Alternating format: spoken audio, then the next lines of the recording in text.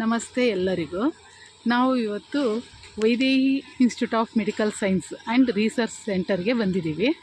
ಯಾಕಂದರೆ ನನ್ನ ಮಗಳು ಶ್ರೇಯಾ ಡಿ ಜಿ ಅವಳಿಗೆ ಈ ಕಾಲೇಜಲ್ಲಿ ಸೀಟ್ ಸಿಕ್ಕಿದೆ. ಅದಕ್ಕೋಸ್ಕರ ನಾವು ಅಡ್ಮಿಷನ್ಗೆ ಅಂತ ಬಂದಿದ್ದೇವೆ. ನನ್ನ ಮಗಳಿಗೆ ಶ್ರೇಯಾ ಡಿ ಜಿಗೆ ಈ ಕಾಲೇಜಲ್ಲಿ ಫೈನಲ್ ರೌಂಡಲ್ಲಿ ಈ ಸೀಟ್ ಸಿಕ್ಕಿದೆ. ಮೊದಲು BGS ಎಲ್ಲ ಆಗಿತ್ತು, ಅದಕ್ಕಿಂತ ಮೊದಲು ಬೇರೆ ಬೇರೆ ಕಾಲೇಜೆಲ್ಲ ಆಗಿದ್ದವು. ಈಗ ಫೈನಲಿ ಆಗಿ ವೈದೇಹಿ ಇನ್ಸ್ಟಿಟ್ಯೂಟ್ ಆಫ್ ಮೆಡಿಕಲ್ ಸೈನ್ಸಲ್ಲಿ ಸೀಟ್ ಸಿಕ್ಕಿದೆ. ತುಂಬ ಖುಷಿ ಆಗ್ತಾಯಿದೆ. ಯಾಕೆಂದರೆ ನನಗೆ ಇಬ್ಬರು ಮಕ್ಕಳು, ಒಬ್ಬ ಮಗ ಮತ್ತು ಮಗಳು. ಅದರಲ್ಲಿ ಮಗ BMC ಅಂದರೆ ಬೆಂಗಳೂರು ಮೆಡಿಕಲ್ ಕಾಲೇಜಲ್ಲಿ ಅವನದು ಎಜುಕೇಷನ್ ಕಂಪ್ಲೀಟ್ ಆಗಿ ಇವಾಗ ಇಂಟರ್ನ್ಶಿಪ್ ಮಾಡ್ತಾಯಿದ್ದಾನೆ. ತುಂಬ ಖುಷಿ ಆಗ್ತಾಯಿದೆ. ಇಬ್ಬರು ಮಕ್ಕಳು ಕೂಡ ಡಾಕ್ಟ್ರ್ ಆಗ್ತಾಯಿದ್ದಾರೆ ಅಂತ. ನಾವು ಇರೋದು ಶಿರಾ ತಾಲೂಕು ಹತ್ರ, ತುಂಬ ಇಂಟೀರಿಯರ್ ಪ್ಲೇಸು, ಬರ್ಗೂರ್ ಹತ್ರ. ನನ್ನ ಮಕ್ಕಳ ಎಜುಕೇಷನ್ ಬಗ್ಗೆ ತುಂಬ ಯೋಚನೆ ಮಾಡ್ತಿದ್ದೆ ನಾನು ಯಾವಾಗಲೂ, ಏನು ಮಾಡೋದು ಅಂತ. ಆದರೆ ನನ್ನ ಮಕ್ಕಳಿಗೆ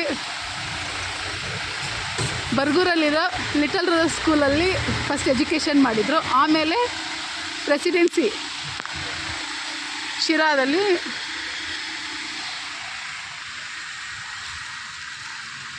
PUC ಎಲ್ಲ ಮಾಡಿದರು.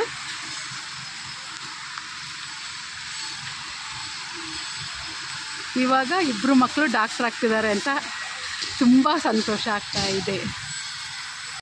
ವೈದೇಹಿ ಮೆಡಿಕಲ್ ಕಾಲೇಜಿಂದು ಇದು ಮ್ಯೂಸಿಯಮ್ಮು ತುಂಬ ಚೆನ್ನಾಗಿದೆ. ತುಂಬ ಖುಷಿ ಆಗ್ತಿದೆ. ನನ್ನ ಮಗಳ ಅಡ್ಮಿಷನ್ನಿಗೆ ನಾವು ಬಂದಿದ್ದೀವಿ. ನಾವು ಹಳ್ಳಿಯಲ್ಲಿರೋದ್ರಿಂದ ನನಗೆ ಮಕ್ಕಳ ಎಜುಕೇಷನ್ಗೆ ಏನು ಮಾಡೋದು ಅಂತ ಯೋಚನೆ ಮಾಡ್ತಿದ್ದೆ. ನಮ್ಮಮ್ಮ ಒಂದೇ ಒಂದು ಮಾತು ಹೇಳ್ತಿದ್ರು, ನನ್ನ ಮಕ್ಕಳಿಗೆ ನಾನು ಕೊಡಿಸಿರೋ ಎಜುಕೇಷನ್ನು, ಶಿಕ್ಷಣ ಅವಶ್ಯಕತೆ ಇದ್ದಲ್ಲಿ ಉಪಯೋಗ ಆಗಬೇಕು ಹೊರತು ಅನಾವಶ್ಯಕವಾಗಿ ವ್ಯರ್ಥ ಆಗಬಾರ್ದು ಅಂತ ಹೇಳ್ತಿತ್ತು ನನಗೆ ನಮ್ಮಮ್ಮ. ತುಂಬ ಖುಷಿ ಆಗ್ತಿದೆ. ಆದರೆ ಒಂದು ಕಡೆ ಬೇಜಾರು, ನಮ್ಮಮ್ಮ ನನ್ನ ಜೊತೆಗೆ ಈ ಸಂತೋಷ ಹಂಚ್ಕೊಳ್ಳೋಕ್ಕಿಲ್ಲ. ಆದರೂ ನಮ್ಮಮ್ಮನ ಆದರ್ಶದ ಮಧ್ಯದಲ್ಲೇ ನಾನು ಬದುಕ್ತಾ ಇರೋದು. ಥ್ಯಾಂಕ್ಸ್ ಅಮ್ಮ, ಥ್ಯಾಂಕ್ಸ್ ಲಾಟ್.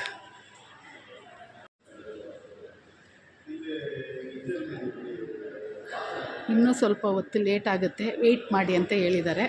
ಅದಕ್ಕೋಸ್ಕರ ಅಡ್ಮಿಷನ್ಗೆ ಎಲ್ಲರೂ ಕಾಯ್ತಾ ಇದ್ದಾರೆ. ನಾವು ವೆಯ್ಟ್ ಮಾಡ್ತಾಯಿದ್ದೀವಿ. ಇದು ವೆಯ್ಟಿಂಗ್ ರೂಮ್. ವೆಯ್ಟ್ ಮಾಡ್ತಾಯಿದ್ದೀವಿ ವೈದೇಹಿ ಕಾಲೇಜಲ್ಲಿ. ನನ್ನ ಮಗಳು, ನಮ್ಮ ಯಜಮಾನರು ಕೂಡ ವೆಯ್ಟ್ ಮಾಡ್ತಾಯಿದ್ದಾರೆ.